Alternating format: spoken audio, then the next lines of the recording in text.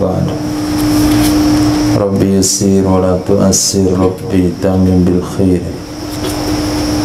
Rabbana asrah lana sudurana wa yassir lana umurana wa umurul muslimin wahlul 'uqdatam min lisanina yafqahu qawlana.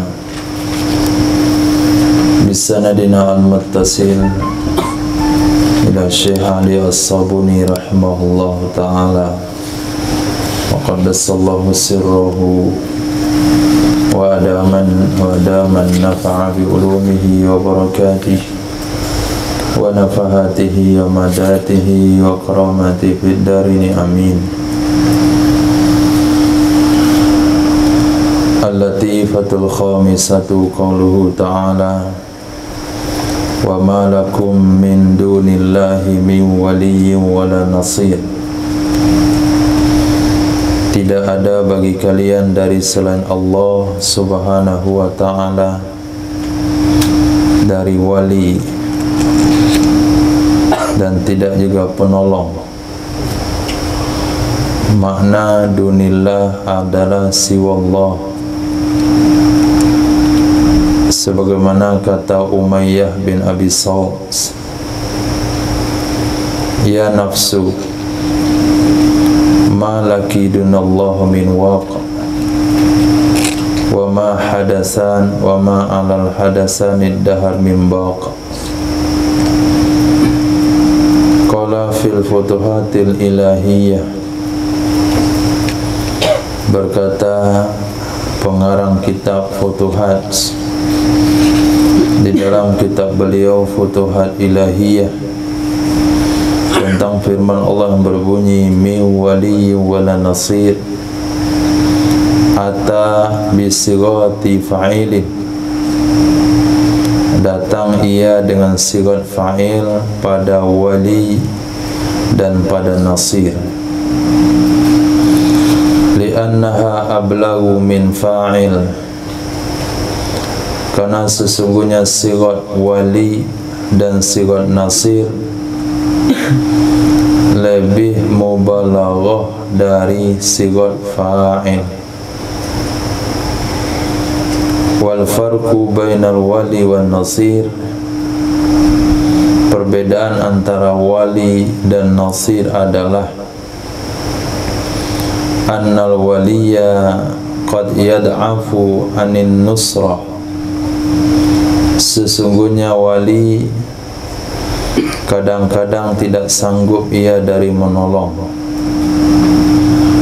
Wan nasir, sementara nasir sang penolong qad yakunu ajnabiyan anil mansur, kadang-kadang ada ia penolong itu orang asing bagi orang yang ditolong.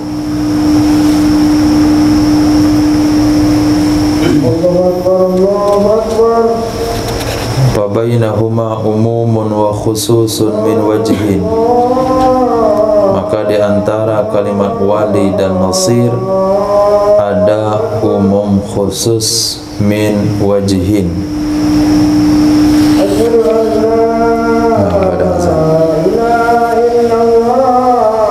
Allah Ta'ala menggabungkan dalam ayat ini waliyyu wala nasir. Kenapa digabungkan? Karena setiap wali itu belum tentu nasir.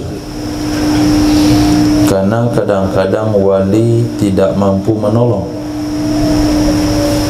dan setiap nasir belum tentu wali, karena sang penolong itu bisa saja tidak ada hubungannya dengan kita, yaitu ajnabi.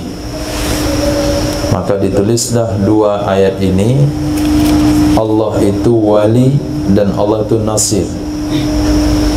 Jadi Allah menolongmu, Allah menolong orang beriman itu karena Allah walinya orang beriman. Dan Allah sebagai wali pasti bisa menolong, bukan wali yang tidak bisa menolong. Maka digabungkanlah dua kalimat tersebut, waliyyin wa nasir, karena pertolongan tidak serta-merta dengan wali, karena wali juga tidak serta-merta dengan orang menolong. Setiap wali belum tentu penolong, setiap penolong belum tentu wali, karena dia ada umum khusus min wajihain.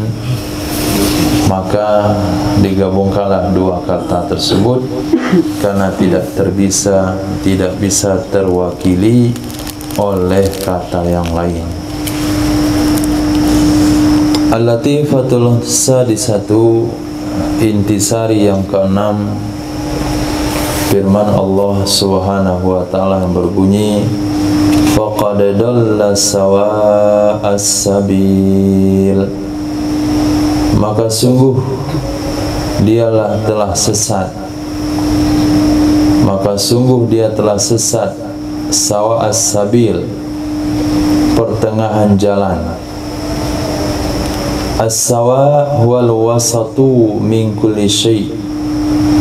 Sawa itu adalah tengah dari setiap sesuatu, tengah dari setiap sesuatu. Wa huwa min idafatis sifati ilal mausuf, dia termasuk dari mengidofah sifat kepada mausuf,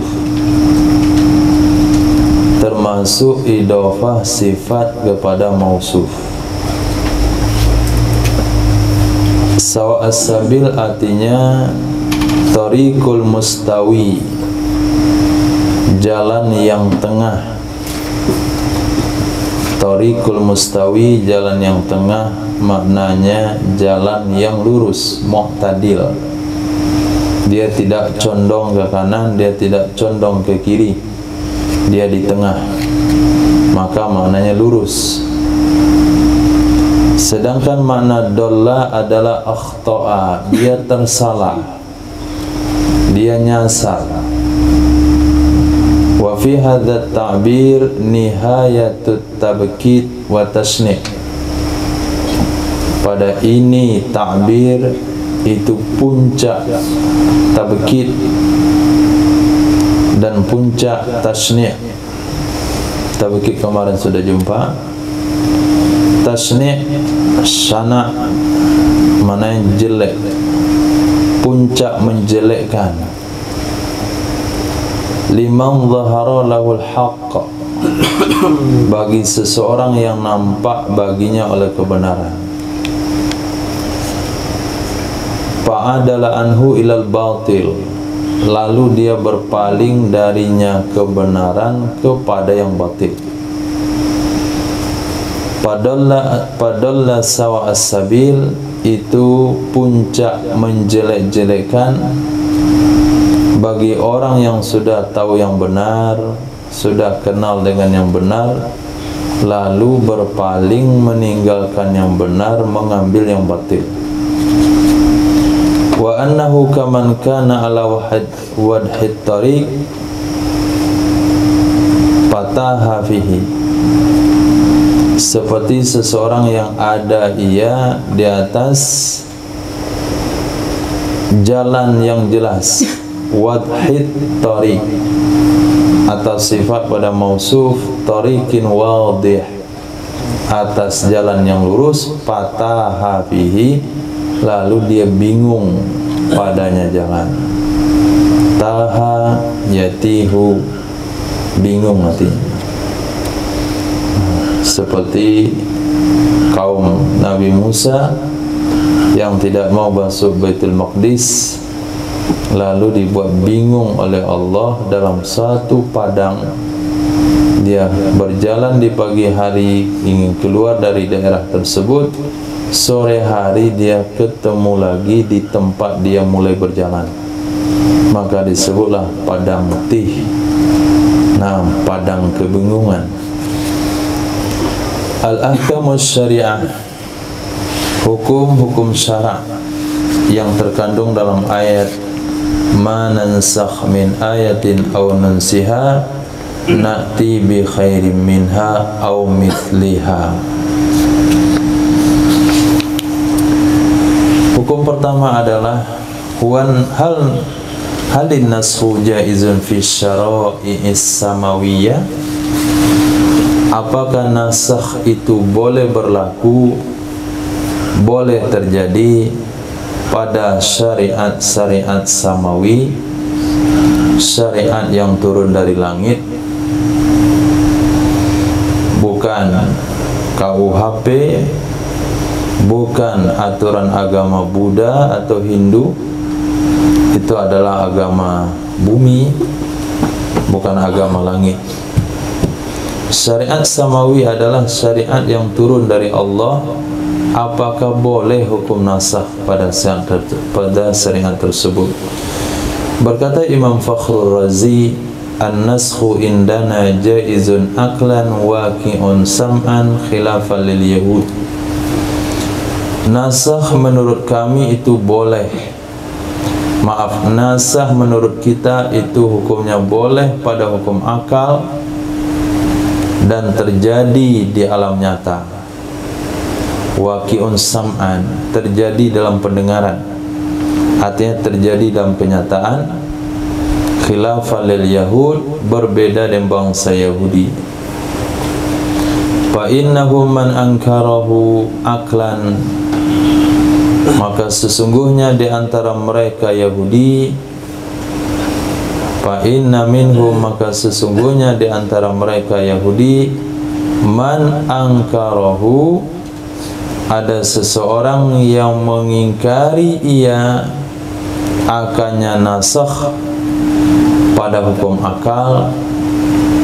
Wa minhum, dan di antara mereka, man jawazahu aklan, seseorang yang membolehkan ia akannya hukum nasakh pada akal, lakin muni'a atau mana'a minhu sam'an, muni'a minhu sam'an, dilarang darinya nasakh pada kenyataan.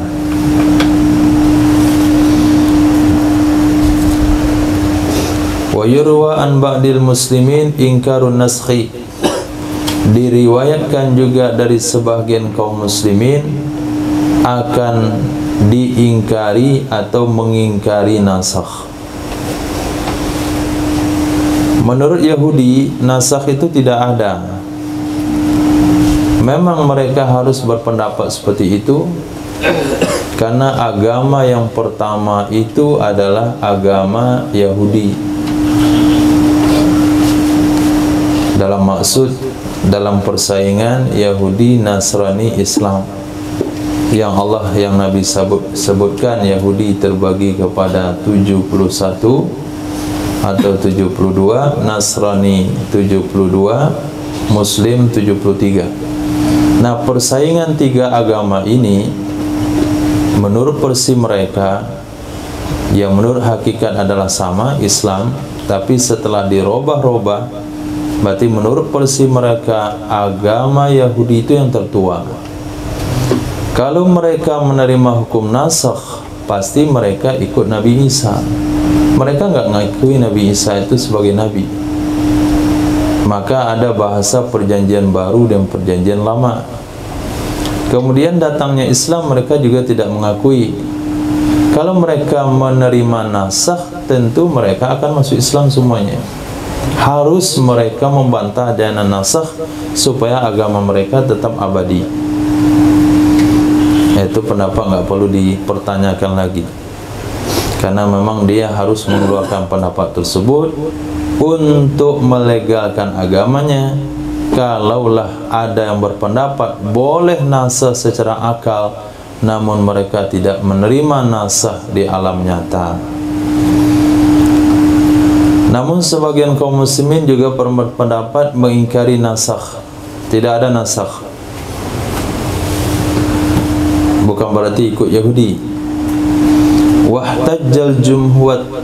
Wahtajjal jumhuru minal muslimin, berargumen, berhujjah oleh ulama jumhur dari kaum muslimin ala jawazin naskhi wa wuqu'i, atas bolehnya nasakh dan terjadinya nasakh.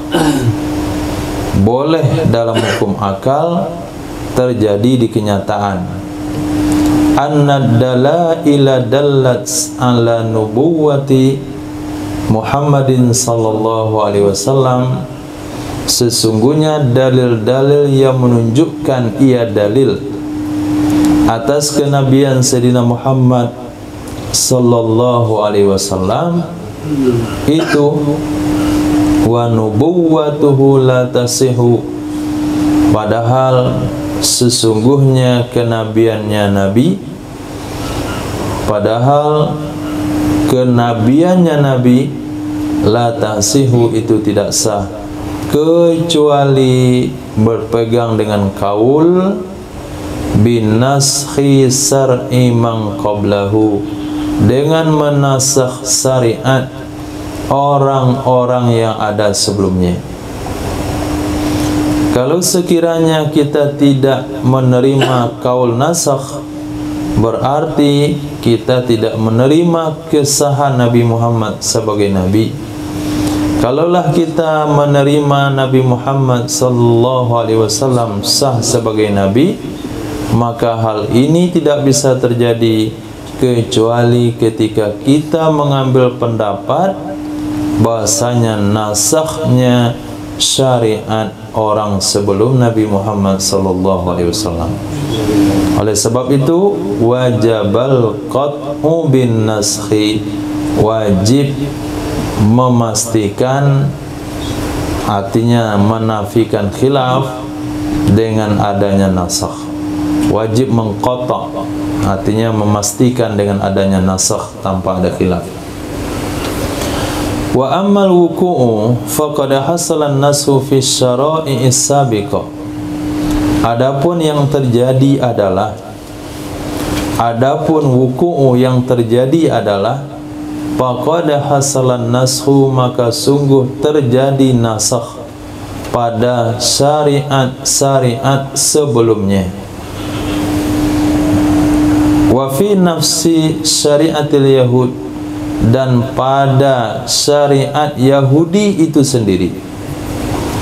Wa fi nafsi syariatil yahud, pada diri syariat Yahudi itu, pada diri syariat Yahudi itu. Kalau kita terjemahkan dalam bahasa yang mudah, pada syariat Yahudi itu sendiri. Fa innahu, maka sesungguhnya ja'a fit Taurati, datang di dalam kitab Taurat, anna Adam alaihissalam, sesungguhnya Nabi Adam alaihissalam, amar, itu memerintahkan ia Nabi Adam, bitazwiji banatihi min bani, dengan menikahkan putrinya Nabi Adam bersama putranya, menikahkan putrinya Nabi Adam dari putranya.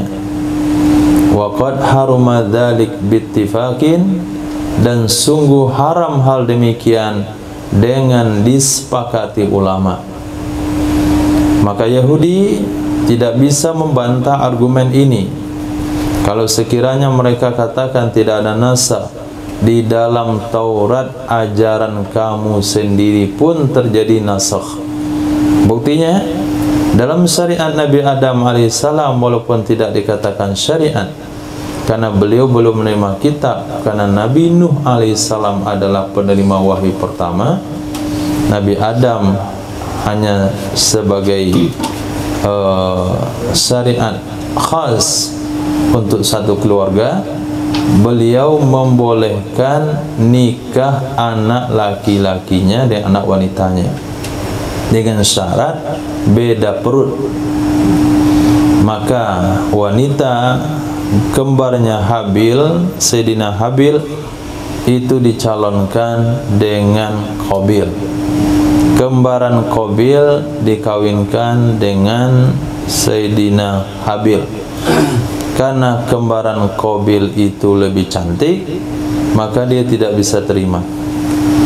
Akhirnya dia minta keadilan, akhirnya diminta berkorban.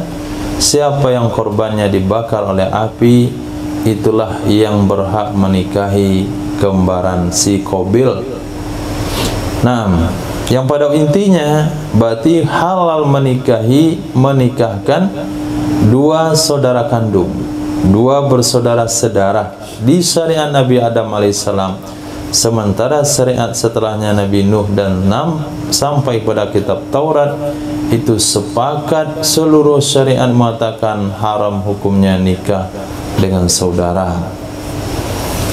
Berkata Imam Jassas di dalam tafsir beliau Ahkamil Quran, za'ama ba'dul mutaakhirin, menduga oleh sebahagian ulama mutaakhirin dari selain ahli fikih, annahu sesungguhnya la naskha fi syariati nabiyina Muhammad sallallahu alaihi wasallam, tidak ada nasakh di dalam syariat Nabi kita Muhammad sallallahu alaihi wasallam. Tapi kalau syariat samawi semuanya berpendapat, jumhur ulama berpendapat mesti ada nasakh dengan syariat satu dengan yang lain. Tapi di syariat Nabi tidak ada lagi nasakh. Kenapa? Karena syariat Nabi adalah syariat yang terakhir. Jadi letaknya khilafiyah dalam usul fiqh itu adalah nasakh di syariat Nabi Muhammad sallallahu alaihi wasallam, bukan nasakh dalam syariat samawi. Nasakh dalam syariat samawi itu jumhur katakan mesti ada. Tapi nasakh dalam syariat Nabi Muhammad terjadilah khilaf. Yang tidak membolehkan adalah ulama mutaakhirin dari selain ulama fikih. Wa anna jami'a ma dzukira fiha minan naskhi fa innamal muradu bihi naskhu sara'il anbiya mutaqaddimin. Sesungguhnya sesuatu yang disebutkan ia fiha di dalamnya nasakh, wa anna jami'a ma dzukira fiha, sesungguhnya sesuatu yang disebutkan ia di dalamnya syariat Nabi, kembali pada syariat Nabi. Wa anna jami'a ma dzukira fiha, sesungguhnya sesuatu yang disebutkan ia, seluruh sesuatu yang disebutkan ia di dalamnya syariat Nabi, min bayaniyah, apa sesuatu itu, minan naskhi, daripada nasih mansukh, fa innama, itu maka hanya saja yang dimaksudkan dengannya adalah menasakh syariat nabi-nabi yang telah terdahulu. Manansakh min ayatin aw nunsiha na'ti bi khairim minha, yang kami nasakh itu kitab Taurat, kitab Injil, kami datangkan yang terbaik yaitu kitab Al-Quranul Karim. Itu maksudnya menurut sebagian ulama mutaakhirin tersebut. Seperti sabti, sabat, kemudian salati ilal masyriq, salat ke arah timur, wal maghrib, salat ke arah barat. Qala li'anna nabiyyana alaihi salam akhirul anbiya. Kenapa syariat Nabi kita tidak nasakh? Karena sesungguhnya Nabi kita alaihi salam itu adalah akhir para nabi. Wa syari'atahu baqiyatun sabitatun ila an taqumas sa'ah, dan atau kepada nabiyana, syariatnya Nabi besar Muhammad sallallahu alaihi wasallam itu kekal, yang tetap hingga bahwa terjadilah kiamat. Kekal serta tetap hingga bahwa terjadilah kiamat. Wa qad ba'uda hadzal qail min at-tawfiq bi izhari hadhil maqalah idh lam yasbiqhu ilai ahad, bal aqalatil umma salafuha wa khalafuha min dinillahi wa syari'atihi nasakha nusikha katsirun min syara'i'i. Wa qad ba'uda, sungguh jauhlah ini pendapat, sungguh jauhlah ini orang yang berpendapat. Dengan dari mana jauhnya? dari taufik, biizhari dengan memunculkan ini pendapat.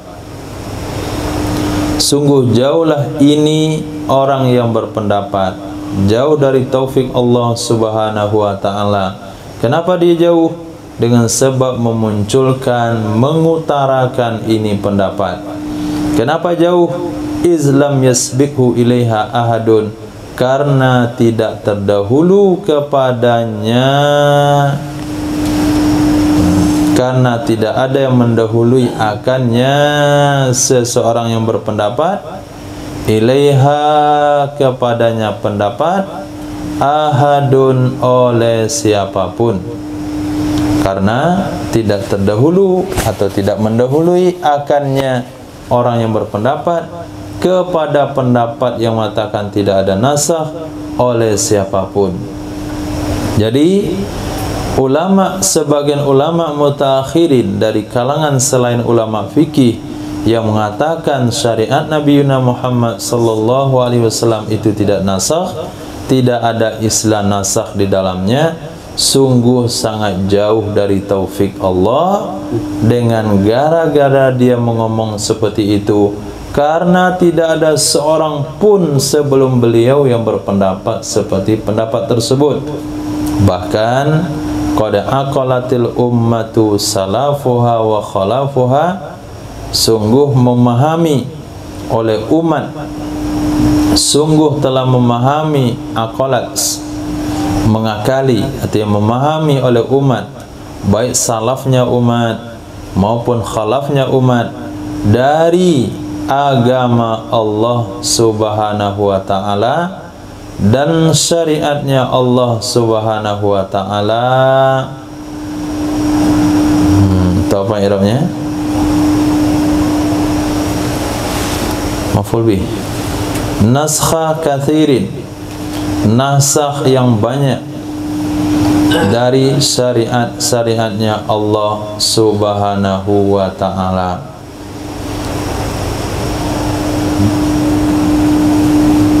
Wa nukila dzalika ilaina naqlan la yartabu nabih, dan mengutip atau nukila dzalik dikutip akan demikian pendapat kepada kami, dikutip akan demikian pendapat kepada kami akan selaku kutipan yang tidak ragu mereka dengan yang kutipan. Wala yujizuna fi at-ta'wila, dan tidak membolehkan mereka padanya nasah akan takwil. Titik. Jadi Syekh Ali As-Sabuni memberikan kritikan kepada sebagian ulama mutakhirin dari selain ulama fikih yang mengatakan tidak ada nasah di syariat Nabi kita. Di samping beliau katakan itu tidak dapat taufik dari Allah, kemudian beliau katakan tidak ada seorang pun yang berpendapat seperti itu sebelumnya.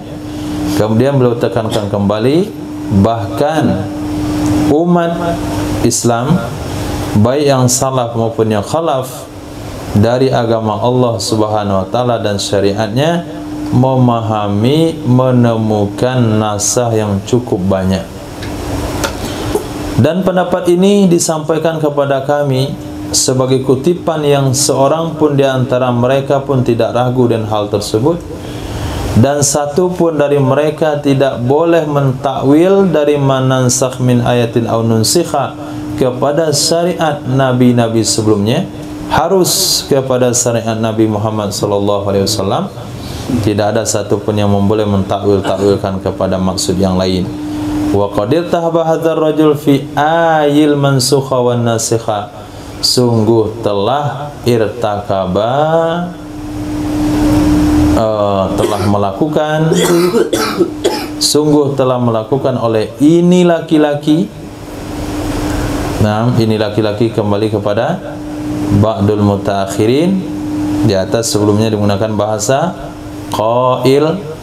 Sungguh telah melakukan oleh ini laki-laki yang berpendapat pada ayat-ayat yang dinasakh dan ayat-ayat yang menasakh dan pada hukum-hukumnya ayat apa yang telah laki-laki itu lakukan, umuran kharaja biha an aqawilil ummah, perkara-perkara yang keluar ia laki-laki dengan sebabnya perkara dari pendapat-pendapat umat, ma'a ta'assufil ma'ani wa istiqrariha, serta ta'assuf. Ta'assuf, coba lihat maknanya. Menyayangkan. Asafa, menyayangkan.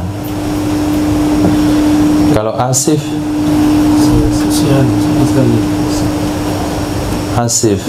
asif jiddan.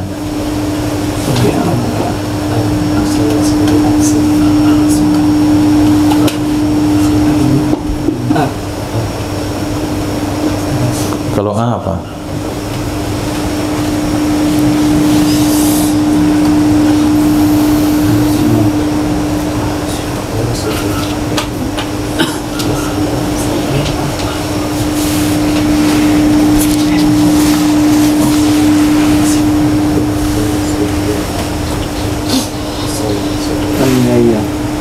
Apa? Aniaya.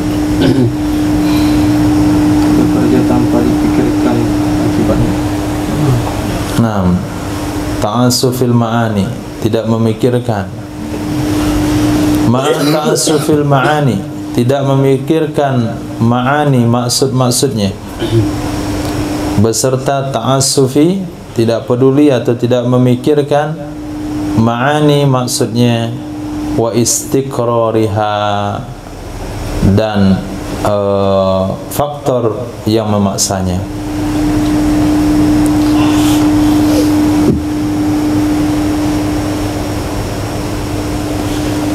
Wa aqsaru dhanni bihi, berat dugaanku tentang orang tersebut. Aqsaru dhanni, banyak dugaanku, artinya berat dugaanku, fihi, tentang orang tersebut yang mengatakan tidak ada nasar dan syariat Nabi Muhammad, annahu innama utiya bihi, sesungguhnya seseorang hanya saja didatangkan dengannya pendapat, utiya bihi, didatangkan dengannya pendapat, min qillati ilmihi bin naqlin nakilin, dari karena sedikit pengetahuannya dengan kutipan ulama-ulama yang mengutip. Wa istimali ra'yihi min ghairi ma'rifati min, dan menggunakan pendapatnya sendiri dari tanpa mengenal darinya pendapat, bima qala salafu fihi, dengan sesuatu yang sungguh telah berkata ulama salaf tentangnya. Wa naqallatul ummah, lalu mengutip akannya pendapat oleh umat, sampai terdengar ke zaman kita ada orang mengatakan tidak ada nasakh di dalam syariat Nabi Muhammad sallallahu alaihi wasallam. Jadi pendapat yang kita baca di dalam kitab As-Sulam Mabadi Awaliyah, di sana ditulis sebagian ulama mengatakan tidak ada. Sini terlihat kejelasan hukumnya. Bukan sebagian ulama, tapi sebagian mutaakhirin dari selain ulama fikih yang sekelas Al-Yasabuni, itu generasi ulama muasirin, bukan khalaf dan bukan salaf. Salaf bukan, khalaf bukan, tapi muasirin, ulama semasa, itu berani mengatakan orang tersebut, menurut berat dugaan saya, itu karena kurang pengetahuannya dengan kutipan-kutipan ulama, lalu dia gunakan pendapat sendiri tanpa mengenal dasar-dasarnya yang benar, tanpa mengetahui apa pendapat ulama salaf tentang masalah nasakh. Setelah dia ngomong di mimbar, lalu dikutip oleh penggemar-penggemarnya, sampailah ke telinga kita. Nah, keluarlah komentar-komentar apa-apaan itu. Maulid Arba'in. Nah, itu asbab apa? Nah, asbab itu mirip dengan ini. Ada yang mengatakan tidak ada nasakh dalam syariat Nabi Muhammad SAW. Nah, Masya Allah. Dalil Abi Muslim. Ihtajja Abu Muslim, telah berargumen oleh Abu Muslim dengan bahwa sesungguhnya Allah Subhanahu wa taala wasafa kitabul aziz, telah mensifati kitabnya yang agung dengan kata-kata la ya'tihil batilu min baini yadayhi min bayna yadayhi wala min khalfi min baini yadayhi wala min khalfi. Tidak datang akannya Quran oleh perkara batil dari arah depan Quran dan tidak juga dari arah belakangnya Quran. Kalau jazan naskhu, jikalau bolehlah nasakh, sungguh terjadilah. Lakana, jikalau bolehlah nasakh, lakana, sungguh terjadilah. Qad atahul batil, sungguh datang akannya Quran oleh batil. Ternyata yang berpendapat itu Abu Muslim. Nah, jadi Abu Muslim yang dikatakan oleh Syekh Ali As-Sabuni minal qail tadi, dalil pertamanya adalah tidak datang akannya Quran oleh perkara yang membatalkan dari arah depan, dari arah belakang. Kalau boleh nasakh berarti Quran telah didatangi oleh perkara yang membatalkan. Nah, secara logika ini dalil tidak cocok untuk dijadikan menafikan nasakh. Kenapa? Nah, seseorang tersebut tidak bisa dikalahkan oleh siapapun. Kemudian dia membunuh dirinya. Apakah bahasa dia tidak dikalahkan oleh siapapun itu masih benar atau sudah batal?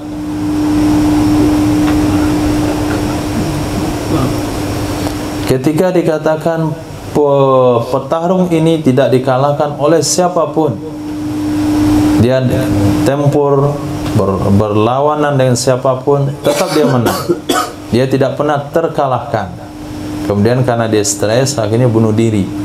Apakah kalimat tadi hilang atau tidak hilang? Tidak hilang. Kenapa? Karena dia tidak terkalahkan oleh siapapun. Quran tidak datang akannya oleh batil. Ayat Quran yang datang setelah itu batil? Enggak batil. Berarti Quran dinafikan oleh Quran itu sendiri. Maka tidaklah masuk dalam kategori la yatil batilu min baini yadihi min khalfi, kecuali kalau Quran terkalahkan oleh syair Arab, baru ayat ini batal. Tapi kalau Quran dikalahkan oleh Quran itu sendiri, dibatalkan hukumnya oleh Quran itu sendiri, itu tidak masuk dalam pemahaman ayat la yatil batilu min baini yadihi wala min khalfi. Maksudnya dari pihak lain, bukan dari pihak Quran itu sendiri. B, sebagaimana takwil ayat yang mulia manansakh min ayatin,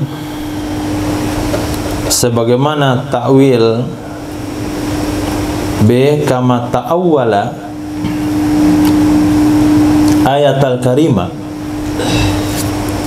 sebagaimana mentakwilkan ia akan ayat yang mulia yang berbunyi manansakh min ayatin, tidaklah kami nasakh dari satu ayat.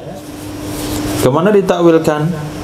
Ala annal murada biha, sesungguhnya yang dimaksudkan dengannya nasakh, sesungguhnya yang dimaksudkan dengannya ayat itu menasakh syariat-syariat yang ada ia fil kutubil qadimati, di dalam kitab-kitab yang telah terdahulu dari kitab Taurat dan kitab Injil. Atau dia tafsirkan kepada, dia takwilkan kepada annal murada bin naskhi, sesungguhnya yang dimaksudkan dengan nasakh adalah mengutip dari Lauh Mahfuz kemudian memindahkannya ke seluruh kitab. Itu mana nasakh. Jadi nasakh itu mengutip nasa dengan makna kedua pada merungkai makna lafaz nasakh itu sudah ada nomor 2 kalau nggak salah. Nasakh itu maknanya mengutip. Nasakhtu min kitabi hada ila kitabi hada. Aku nasakh dari kitab ini ke kitab ini. Maksudnya aku ambil catatan kitab ini lalu ku tulis dalam kitab saya. Itu maknanya nasakh. Nah, ke sana ditakwilkan makna nasakh. Artinya kami nasakh dari Lauh Mahfuz ke kitab-kitab. Itu makna nasakh. Nah, itu dalil yang kedua dari Abi Muslim. Nah, ketika antum jumpa sama Abi Muslim yang berpendapat tidak ada nasakh dalam syariat Islam, kemudian antum kemukakan ayat manansakh min ayatin aw nunsiyan na'ti bi khairi minha, apa kata beliau? Itu dalil yang kamu kemukakan tidak cocok untuk nasakh, karena menurut saya nasakh pada ayat tersebut maknanya menasakh syariat yang terdahulu, bukan syariat Nabi Muhammad sallallahu alaihi wasallam. Yang kedua, maksud nasakh pada ayat itu ditempatkan kepada makna nasakh yang kedua, yaitu mengutip dari Lauh Mahfuz lalu dimasukkan ke dalam kitab-kitab yang diturunkan kepada setiap nabi. Itu dalilnya yang kedua. Dalil yang ketiga C, waqala berkata ya Abu Muslim, innal ayatas sabiqata la tadullu ala wuqu'in naskhi, sesungguhnya ayat yang telah terdahulu itu tidak menunjukkan ia ayat kepada terjadinya nasakh. Sesungguhnya ayat yang telah terdahulu itu tidak menunjukkan ia ayat kepada terjadinya nasakh, bal akan tetapi menunjukkan di atas annahu law waqa'a naskhu la waqa'a ila khairin min. Nah, sesungguhnya kalaulah terjadi nasakh, sungguh terjadi ia kepada yang lebih baik darinya. Ini penafsiran beliau yang ketiga. Maaf, tentang ayat manansakh min ayatin aw nunsiha na'ti bi khairin minha. Itu menurut beliau bukan terjadi, tapi kalau terjadi. Bukan terjadi, tapi kalau terjadi. Kalau terjadi nasakh, law waqa'an naskhu, jikalau terjadi nasakh, sungguh akan terjadi kepada yang lebih baik, tapi nasakhnya nggak terjadi. Nah, jawab. Dalil-dalil pada Abu Muslim ada 3. Jawaban pertama, annal murada anna hadzal kitab la yadkhuluhi tahrif wa tabdil. Sesungguhnya yang dimaksudkan dengan ayat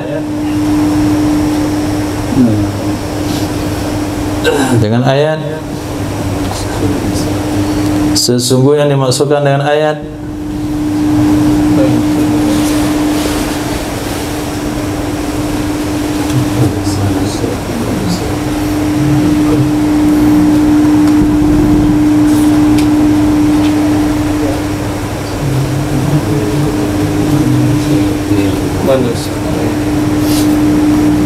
Masya Allah. Wal jawabu anil awali, jawab untuk dalil pertama. Mana dalil pertama? Naam, la ya'tihil batilu min baini yadayhi wala min khalfi. Nah, maksud kata Abu Muslim ini dalil bahasanya tidak ada nasakh dalam Quran. La yatil batilu min baini yadayhi min khalfi. Jawab, yang dimaksudkan dengan ayat tersebut adalah anna hadzal kitaba la yadkhu ilai tahrifu wa tabdil. Sesungguhnya ini Al-Quran itu tidak masuk kepadanya oleh tahrif Tahrif artinya salah tulis. Nah, tidak juga tabdil, penggantian, artinya mengganti kosakata. Nah, itu maksudnya, bukan nasakh. Layatil batil itu bukan masalah nasakh, tapi tidak masuk tahrif. Tidak akan terjadi seperti tahrif kepada kitab Taurat, tahrif kepada kitab Injil. Nah, pertama di Injil diharamkan babi. Nah, setelah itu karena doyan makan babi ditambah hutan. Haram makan babi hutan. Nah, kalau babinya diternak haram karena ada kalimat hutan ditambah di belakangnya. Itu namanya tahrif. Penambahan atau pengurangan dengan maksud tertentu atau mengganti kalimat. Nah, mengganti kalimat sehingga merubah makna. Nah, Quran tidak akan pernah terjadi hal-hal seperti itu. Walaupun sekarang Quran sudah berusia 1400 tahun lebih, itu tidak pernah terjadi pengurangan huruf walaupun satu huruf dari zaman Nabi sampai hari ini. Itu makna layatil batil. Kemudian la yakunu fi tanakut aw ikhtilafun. Tidak terjadi padanya Quran saling sikut. Tidak terjadi padanya Quran saling membatalkan atau ikhtilaf perbedaan.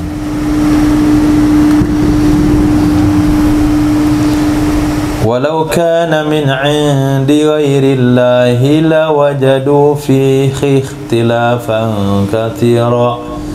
Jikalau ada ya Quran itu dari sisi selain Allah, sungguh mereka akan temukan padanya Quran akan perbedaan-perbedaan yang besar. Ikhtilafan kabiro, perbedaan yang besar. Kasiro sana. Ikhtilafan katsira, perbedaan yang banyak.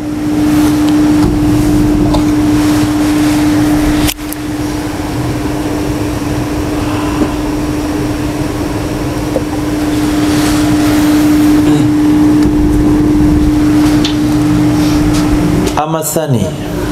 Adapun jawaban untuk dalil yang kedua, beliau takwilkan manansakh min ayati.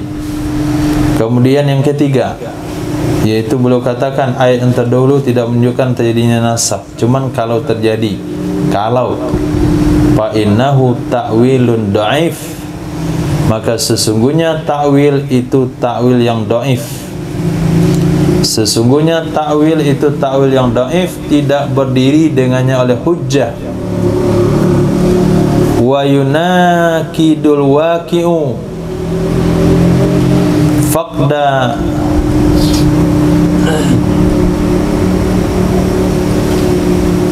nasakhat. Kita tahu apa? Nasakhat kasiran minal ahkami syari'ah bil fi'li kanashil qiblah wa yunakidul waqi'ah, dan bertentangan ia takwil dengan yang terjadi. La takumu bi hujjatun wa yunakidul waqi', tidak berdiri dengannya takwil oleh hujjah dan bertentangan ia takwil dengan yang terjadi. Faqad nasakhat atau nusikhat. Faqad nusikhat, maka sungguh telah dinasakh hal keadaan banyak minal ahkamis syariah, dari hukum-hukum syariat, bil fi'il, dengan kenyataan. Fi'il itu maknanya di alam nyata.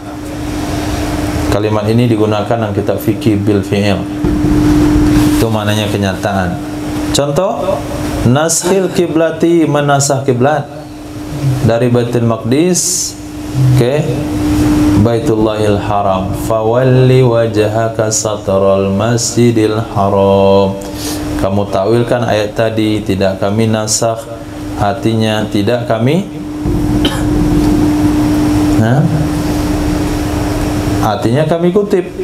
Itu takwil beliau yang kedua. Takwil beliau ketiga, kalau terjadi maka kami akan menasakh, kami datangkan akan yang terbaik. Kalau terjadi nasakh, tapi dia tidak terjadi. Okey. Nah, sekarang kata dalam kenyataan, dulu selama 16 bulan Nabi menghadap ke Baitul Maqdis, kemudian dinasah oleh Allah dan ayat fawali wajhaka satral masjidil haram.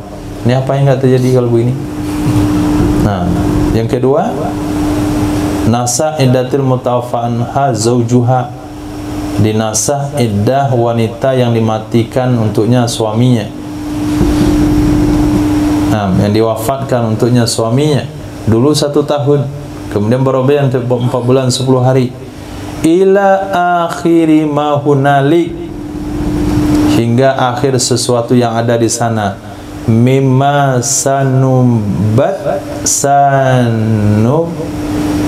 sanabnihi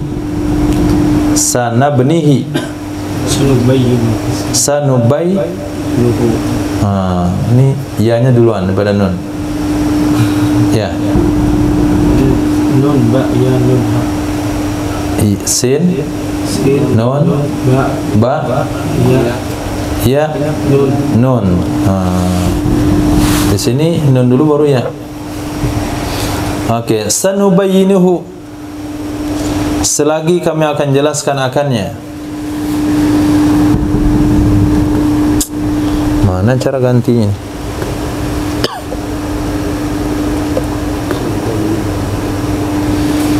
Sanubayyinu, selagi akan kami jelaskan akannya insyaallah taala minat tafdil.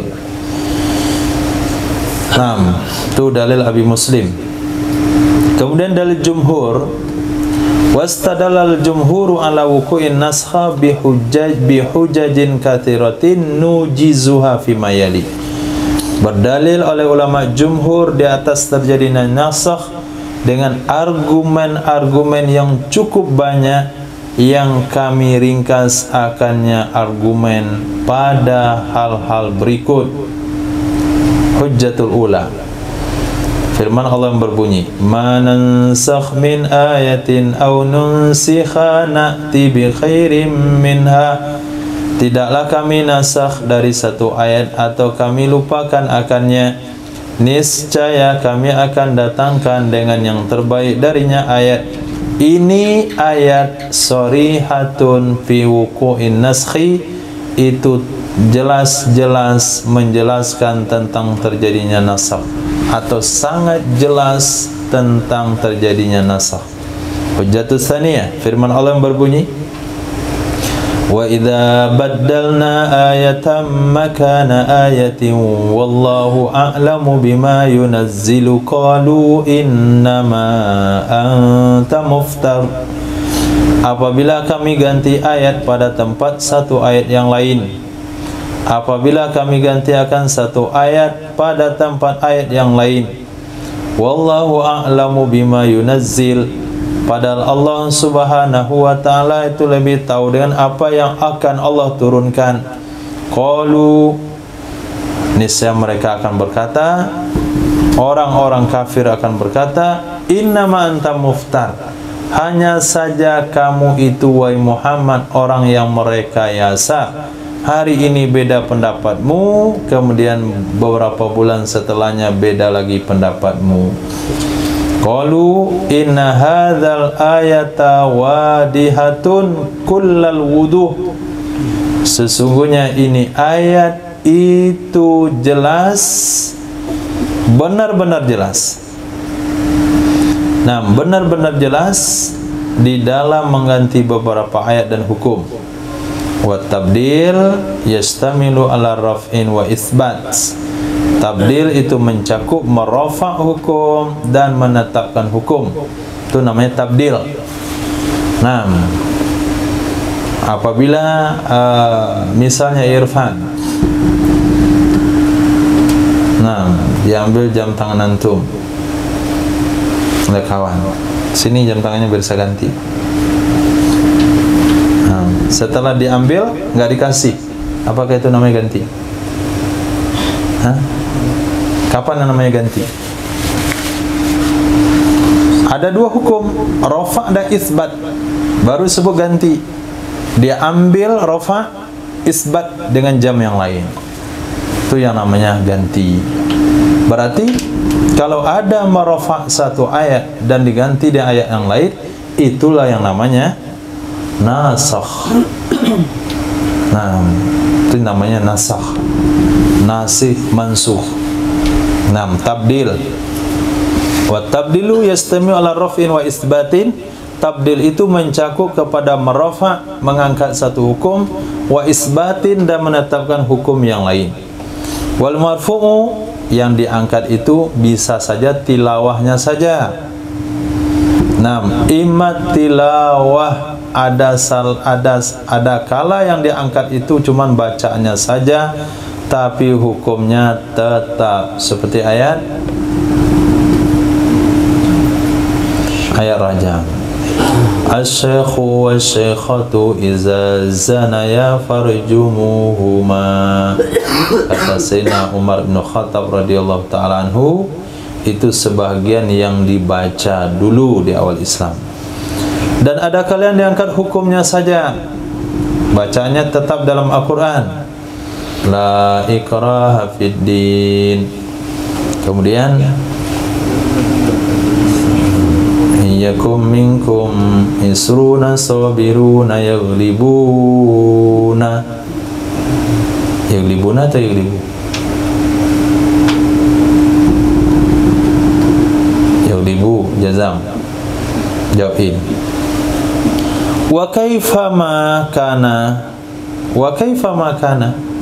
fa innahu raf'un wa naskhun. Kaifaka wa kaifa ma kana. Nah, bagaimana ada ia? Apakah hukumnya saja, apakah tilawahnya saja, apakah dua-duanya? Itu namanya rafa' dan nasakh. Kaifa makan, bagaimana adalah dia? Bagaimana ada dia maksudnya? Bagaimanapun terjadinya rafa', apakah rafa' tilawah, apakah rafa' hukum, apakah rafa' kedua-duanya, fa innahu raf'un wa naskhun, itu namanya rafa' dan nasakh. Hujjah yang ketiga, firman Allah yang berbunyi, sayaqulu as-sufaha'u minan nasi ma wallahum an qiblatihim allati kanu 'alaiha. Selagi akan berkata oleh orang-orang bodoh, minan nasi, dari kalangan manusia, ma wallahum, apa yang menyebabkan mereka berpaling? Ma wallahum, apakah sesuatu yang memalingkan ia akan mereka? An qiblatihim, dari kiblat mereka, allati kanu 'alaiha, kiblat yang ada mereka dulu di atasnya. Itu kata orang kafir. Kenapa? Apa alasan mereka meninggalkan kiblat yang lama lalu buat kiblat yang baru? Kemudian Allah SWT berfirman, qad nara taqalluba wajhika fis samai falanuwalliyannaka qiblatan tardaha. Sungguh kami telah melihat bolak-balik mukamu wahai Muhammad ke langit. Sedang solat Nabi sallallahu alaihi wasallam, dia ke atas. Itu terus berharap supaya kiblat dipindahkan oleh Allah. Maka sungguh benar-benar kami akan palingkan kamu ke kiblat yang kamu ridhoi akannya. Kiblatan tardaha, kiblat yang engkau ridhoi akannya. Nah, pahami ayat ini, kiblatan tardaha, kiblat yang kamu ridhoi akannya. Ini bahagian dari ayat memuji Sayyidina Rasul sallallahu alaihi wasallam. Nah, kalau Habib bersusah payah menjelaskan dengan kitab-kitab yang orang tidak tahu, nah, maka ayat ini itu cukup jelas untuk menunjukkan bagaimana maqam Sayyidina Rasul di sisi Allah Subhanahu wa ta'ala. Nabi nggak perlu minta, Nabi cukup lihat-lihat saja. Nah, kalau kita sedang makan, lihat-lihat kawan, maaf, nah, dia kawan lihat-lihat kita sedang makan, kita bilang apa? Kau mau? Nah, beranikah antum bilang demikian kalau yang lihat-lihat itu adalah orang satu kendaraan di mobil yang tidak dikenal? nggak berani. Apalagi kalau lihat-lihat itu anaknya masih kecil, berani antum tawarkan, antum akan dituduh membius anaknya. Atau pas antum kasih makan anaknya langsung muntah karena masuk angin, antum bisa dituduh meracuni. Nah, kita tidak akan pernah menawarkan kepada orang-orang yang melihat pada makanan yang kita makan kecuali orang yang kita kenal dan orang yang kita cintai dalam waktu yang sama. Apakah ketika kita sedang minum lalu Yahudi kehausan dia kita tawarkan air? Enggak bakalan. Seperti dalam perangan apa itu? Perangan berantai. Ketika umat Islam kehausan, lalu si Persia melihatkan bagaimana dia mandi di air minumnya. Umat Islam kehausan, pecah-pecah bibirnya, dia mandi di air minumnya, siram mukanya. Kemudian Allah turunkan hujan seperti malam ini. Sesungguhnya Allah tidak akan melupakan orang-orang Islam. Nah, sekarang Sayyidina Muhammad SAW ketika sholat lihat ke atas, lihat lagi ke bawah, lihat lagi ke atas, nggak perlu minta. Lalu Allah katakan apa? Falanuwalliyannaka qiblatan tardaha. Sungguh benar-benar akan kami palingkan kamu ke kiblat yang kamu maukannya. Jadi Allah memberikan maunya Sayyidina Rasul SAW. Ini kalau dibantah pula oleh Wahabi, ya biarlah. Apakah ayatnya sahih? Fawalli wajhaka satral masjidil haram. Palingkan mukamu ke arah Masjidil Haram. Nam kiblat. Apa urusannya dengan Rasulullah? Coba bayangkan. Dan bagaimana posisi kiblat di dalam syariat Islam? Kepentingan umum. Perkara asasi dalam agama, kepentingan umum bukan kepentingan pribadi, dan itu tidak menyangkut kepada kepentingan pribadi Sayyidina Rasul SAW, sama sekali tidak. Tapi kalau paman beliau Abu Thalib itu perkara pribadinya Nabi, maka ada ahlus sunnah, ulama ahlus sunnah mengatakan paman Nabi akan diselamatkan dari neraka. Nah, kenapa? Karena ketika beliau ditawarkan agama oleh Nabi SAW, paman katakan, aku ikut agama lama. Agama lama itu isyarat kepada agama Nabi Ibrahim alaihissalam, bukan kepada agama syirik. Kemudian Allah SWT berfirman dalam Al-Quran, fasayu'tika rabbuka fatarda fala sawfa yu'tika rabbuka fatarda fala sawfa di dunia atau di akhirat? Nah, di akhirat. Kalau sin di dunia, saqulu sufaha, tapi saufa di akhirat, saufa ta'lamun, kalla saufa ta'lamun, fasaufa fala saufa yu'tika rabbuka fatarda. Sungguh selagi nanti di akhirat kelak, bukan di dunia, Allah akan berikan kepadamu wahai Muhammad sesuatu yang kamu ridhai. Nah, ridhokah Sayyidina Nabi kalau pamannya ada neraka? Nah, berdasarkan katakan, sebagian mengatakan Sayyidina Abu Thalib, tapi jangan ngomong depan orang ramai. Untuk pada orang-orang khusus saja. Nah, itu udah parah dia. Orang kafir udah pakai Sayyidina juga. Nabi saja dia nggak mau, kalau Abu Thalib. Nah, dia ngomong nggak pakai hati. Para ulama katakan seseorang itu dikatakan fasik kalau setiap solat dia baca tabbat yada abi lahabin wa tab. Kenapa ngomong begitu coba? Hah? Itu bukan ulama kacang-kacangan yang ngomong begitu. Tabbat yada. Kalau setiap solat tabbat yada ayatnya. Maghrib tabat yada, Isya tabat yada, subuh tabat yada.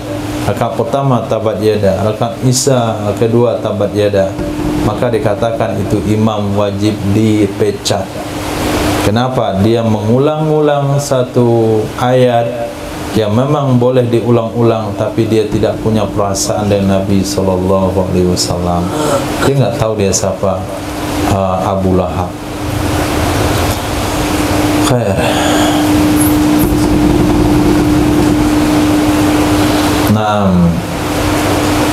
Fala faqad kana al-muslimun, maka sungguh adalah orang Islam yatawajjahuna fi salatihim, mereka menghadap dalam salat mereka ke Baitul Maqdis.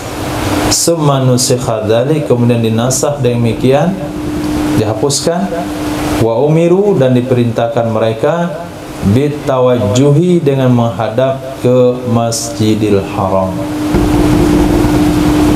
Hujjah yang keempat, sesungguhnya Allah Subhanahu wa taala amaral mutafa'an hazaujuha, memerintahkan ya Allah Subhanahu wa taala kepada wanita yang diwafatkan suaminya, bil i'tidadi haulan kamilan, dengan menjalani iddah 1 tahun yang sempurna. Bi qaulihi jalla dzikruh, pada firman Allah yang maha tinggi sebutannya, walladzina yatawaffawna minkum wa yadharuna azwajan wasiyatan li azwajihim mata'an ilal haul, dan orang-orang yang diwafatkan minkum, di antara kalian, wa yadharuna, dan mereka meninggalkan akan istri-istri, orang-orang yang diwafatkan di antara kalian, kalian laki-laki diwafatkan, lalu mereka meninggalkan istri-istri, Allah wajibkan wasiat kepada istri mereka, mata'an ilal haul, menahan diri sampai 1 tahun. Mata'an ilal haul, menahan diri sampai 1 tahun, enggak boleh kawin, enggak boleh berdandan dan berhias. Summa nusikha dzalik, kemudian dinasah demikian ayat bi arba'ati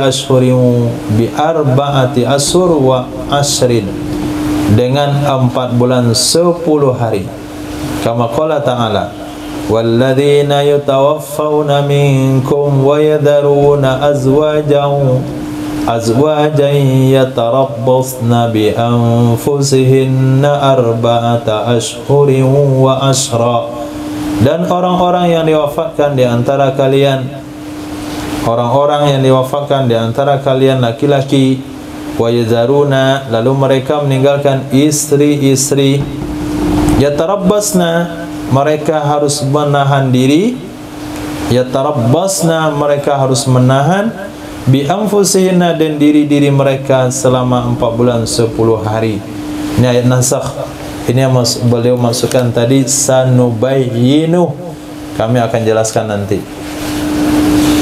Hujjah yang kelima, sesungguhnya Allah Subhanahu wa taala amara bisabatil wahidi lil asra, memerintahkan ya Allah Subhanahu wa taala dengan tetap bertahan 1 orang pejuang muslim, lil asrati, untuk mengatasi 10 orang kafir.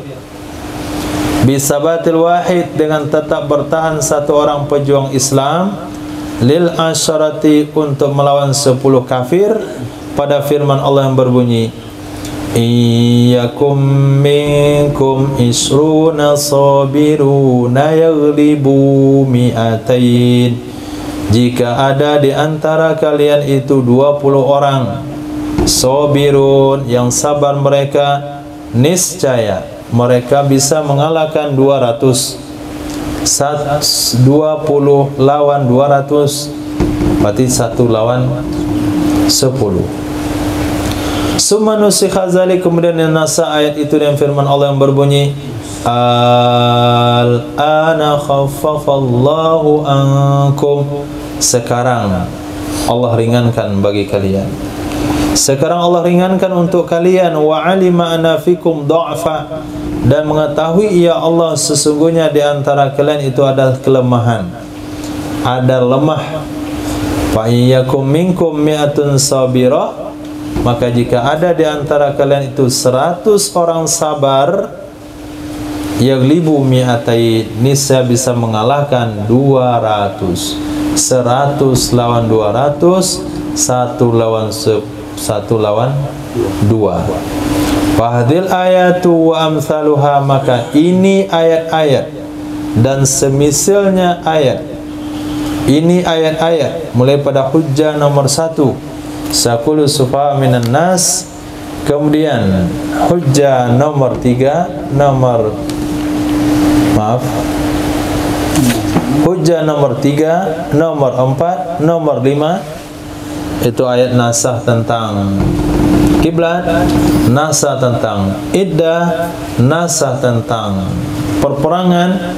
Fahadil ayat itu maksudnya kembali pada 3 ayat di atas, 3 pasang maksudnya, nasih mansukh. Dan contoh-contohnya atau semisal-misalnya yang lain fil Qur'ani katsir, di dalam Al-Quran itu banyak banget. Nah, banyak sekali. Tadullu menunjukkan ia ayat di atas wuqu'in naskhi, terjadinya nasakh. Fala majala lil inkari bihali minal ahwal, maka tidak ada tempat untuk mengingkarinya dengan satu keadaan dari keadaan-keadaan apapun, dengan satu alasan dari alasan-alasan apapun, argumen apapun yang kamu ketengahkan. Dengan ayat-ayat tadi kamu tidak bisa membantah dan tidak ada peluang untuk tidak menerima nasakh. Walihaza, karena ini ajma'al ulama alal qauli bin naskhi, telah ijma' ulama atas mengatakan nasakh. Nah, beliau menggunakan tadi bahasa jumhur demi menghargai Abu Muslim. Nah, setelah beliau lemahkan dalil-dalil argumen Abu Muslim, maka beliau katakan Abu Muslim itu adalah saz. Nah, kalau jumhur itu boleh kita terima kaul yang sebaliknya karena masih mu'tabar. Ternyata di sini jumhur yang beliau maksudkan itu hanya sekadar basa-basi saja. Nah, yang pada akhirnya beliau tekankan walihada ajma'al ulama, ijma' para ulama di atas kaul yang adanya nasakh. Sungguh diriwayatkan daripada Imam Ali karamallahu wajhahu annahu qala li rajulin, sesungguhnya beliau pernah berkata kepada seseorang, atarifun nasikha wal mansukh, apakah kamu tahu ayat yang menasakh dari ayat yang dinasakh? Apakah kamu tahu hukum yang menasakh dari hukum yang dinasakh? Qala, laki-laki itu bilang tidak tahu. Qala, berkata Sayyidina Ali, halakta, kamu telah binasa, wa ahlaktan nas, dan engkau telah membinasakan manusia kalau sempat berceramah. Tapi kalau diam saja enggak, dia saja binasa sendiri. Tapi kalau sempat dia berpendapat, orang lain akan binasa. Nah, ada satu materi lagi sebetulnya an-nasih wal mansukh fi ayatil Quran. Itu ada 2 juz sama tebalnya dengan kitab ini, 2 juz. Nah, tapi antum kan nggak mau lama-lama. Ini baca sendiri saja. Nah, nasih wal mansukh min ayatil Quran. Nah, qala Imam Allamatu Qurtubi, ma'rifatu hadzal babi akida, mengenal ini bab itu sangat ditekankan. Wa faidatuhu 'azimah, faedahnya itu sangat besar sekali. La tastaghni an ma'rifati al ulama, tidak butuh, tidak terkaya. Nah, tidak terkaya berarti perlu dari mengenalnya ini nasih mansukh oleh ulama.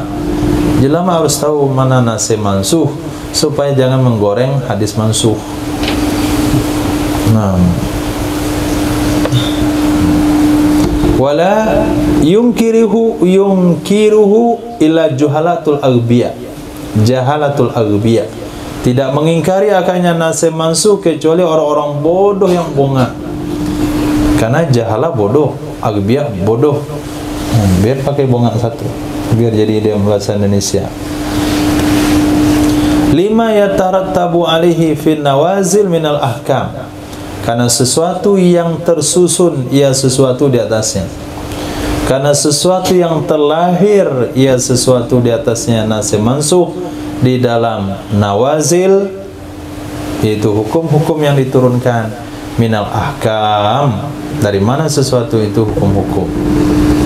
Wa ma'rifatul halali minal haram, wa ma'rifatil halali minal haram, atau kepada ahkam dari mengenal halal dan haram. Wa qad ankarat tawaif minal muntamina lil Islam al mutaakhirin jawazahu wa huwa mahjubun bi ijma'is salaf as-sabiq ala hukumi fi syariah.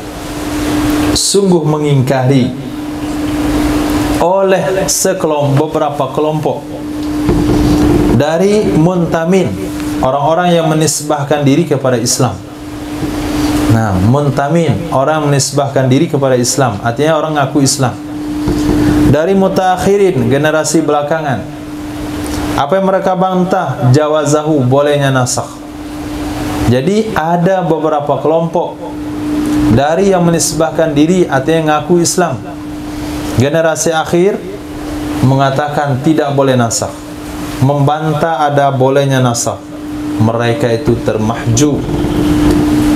Nah, mahjujun, mereka itu dikalahkan. Maaf, bukan mahjubun, mahjujun, mereka itu dikalahkan dengan ijma ulama salaf yang telah terdahulu atas terjadinya nasakh dalam syariat. Summa qala, kemudian beliau berkata, la khilafa bainal uqala anna syara'i al-anbiya usida biha masalihul khalqid diniyah wa dunyawiyah. Tidak ada khilaf antara orang-orang berakal, tidak ada khilaf antara orang-orang berakal. Sesungguhnya syariat-syariat para nabi itu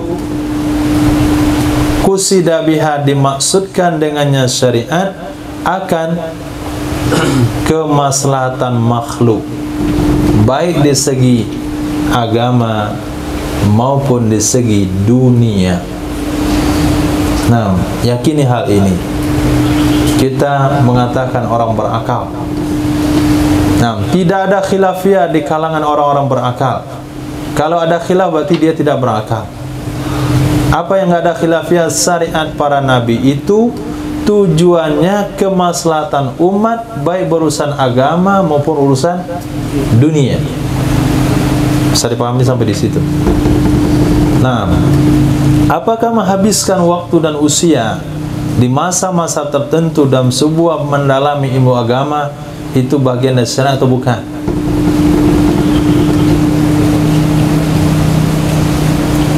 Bagian dari syariat atau bukan? Apri, menghabiskan masa belajar ilmu agama dari berbagai macam ilmu agama dalam beberapa masa tertentu itu bagian dari syariat atau bukan? Bagian dari syariat. Kalau itu bagian daripada syariat, tujuan syariat itu adalah kemaslahatan agama dan dunia. Kesimpulannya, kesimpulannya jangan khawatir dengan dunia kalau selagi berada di atas syariat, karena syariat itu tujuannya untuk kemajuan dunia dan agama, kemaslahatan dunia dan agama. Maka orang-orang yang tidak berakal lah yang mengatakan agama telah menghalang kemajuan dunia. Kenapa orang Islam itu mundur? Ada sesapan orang Padang juga di. Kenapa Islam mundur di Indonesia? Nah, karena banyak orang-orang beragama di sini. Siapa namanya? Orang Padang. Orang Padang kalau sudah sampai Jakarta tuh berbeda isi kepalanya. Muka orang politik. Ya lupa lah namanya, nggak perlu diingat tuh orangnya. Nah, salah satu dosen di UI nggak salah. Menurut saya kemunduran ekonomi, kemunduran politik di Indonesia itu kan banyak orang-orang fanatik beragama. Nah, ini yang belum masukkan di sini. Tidak ada khilaf di antara orang cerdas, syariat para nabi itu tujuannya kemaslahatan makhluk, agama dan dunia. Kalau ada khilaf berarti dia tidak berakal. Wa innama kana yalzamul bada' law lam yakun aliman bima'alil umur. Hanya saja kana yalzamul bada'u wa innama kana yalzamul bada'u law lam yakun aliman bima'alil umur. Hanya saja mestilah memulai. Nah, wa innama kana, hanya saja adalah wajib memulai. Kalaupun tidak ada ya seseorang itu tahu dengan yang ke depan dari urusan-urusannya, bima'alil umur, dengan yang ke depan daripada urusan-urusannya. Walaupun kita tidak tahu apa yang akan terjadi ke depan, tapi wajib memulai. Nah, selagi itu berdasarkan agama, selagi itu dibolehkan oleh agama, diizinkan oleh agama, bahkan apalagi kalau itu dianjurkan oleh agama, kita tidak tahu hasilnya ke depan apa, tapi wajib mulai.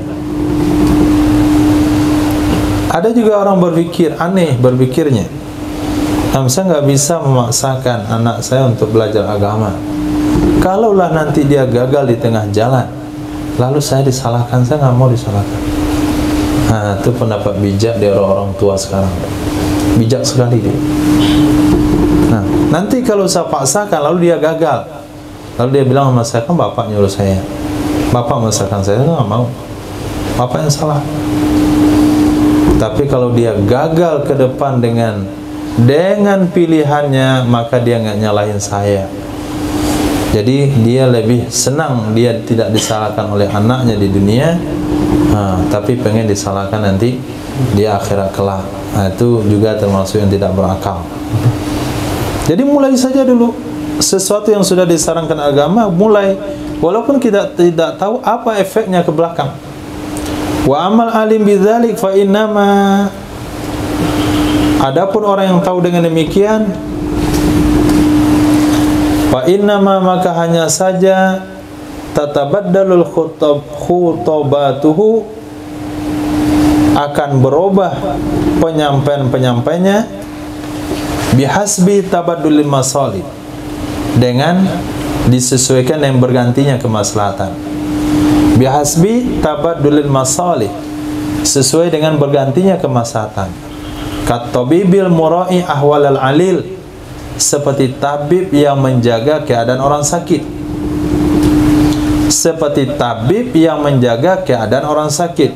Farra'a dzalika fi khaliqatihi bimasyiatihi wa iradatihi, maka menjaga ia tabib akan demikian pada pasiennya dengan kehendak, maka menjaga ia khatib akan demikian pada khaliqahnya. Khaliqah berarti menjaga ianya Allah. Oh maaf, nggak tabib lagi. Fara'a zalika, maka menjaga ia Allah akan demikian pada makhluknya Allah dengan kehendaknya Allah dan keinginannya Allah. La ilaha illahu, tiada Tuhan yang berhak disembah kecuali Allah. Fa khitabuhu yatabaddalu, maka khitabnya Allah itu akan berganti-ganti. Wa ilmuhu wa iradatuhu la tatagayyaru, ilmunya Allah, kehendaknya Allah tidak berubah-ubah. Fa inna zalika muhal, sesungguhnya demikian berubah kehendak Allah itu mustahil. Bi jihatillah, pada pihak Allah subhanahu wa ta'ala. Nah, alhamdulillah.